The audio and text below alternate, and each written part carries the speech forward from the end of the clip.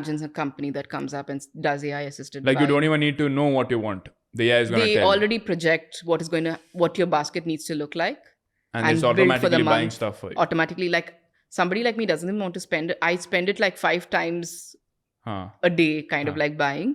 Got it. So can you tell me what is that annual income after which you think money is not necessary for basic sustenance? I would say in our country, I would probably peg it at about 40 to 50,000 per month if you have one kid. Person who's earning 50,000 can provide, he's no longer utilizing time to do things just to keep the family going, because food is there.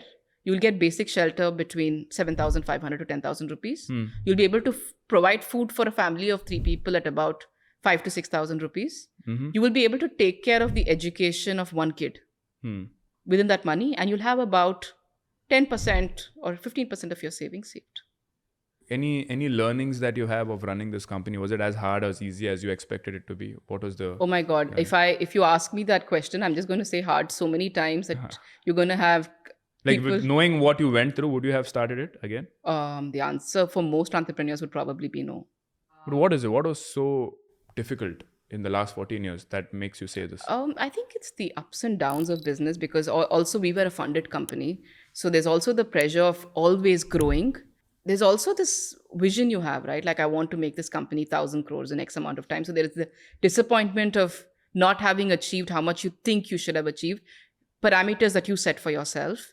There is the onslaught of very large companies who don't actually have, who do things so differently from you and will not allow you to rise. There is that to deal with. That happens as well?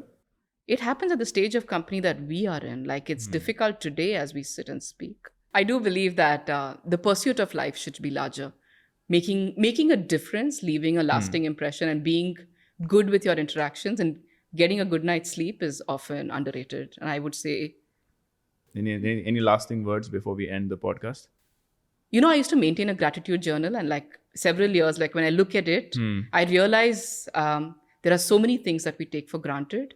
And I believe like when you write a gratitude journal, you will never make an entry in that book saying that I had this much money. That's not what you'll be grateful for. Yeah. You'll be grateful for the nice things that people do. And that's often a reminder of, the things that are actually fulfilling in life. Yeah, I mean, I've been asked to journal. I did like 2 days.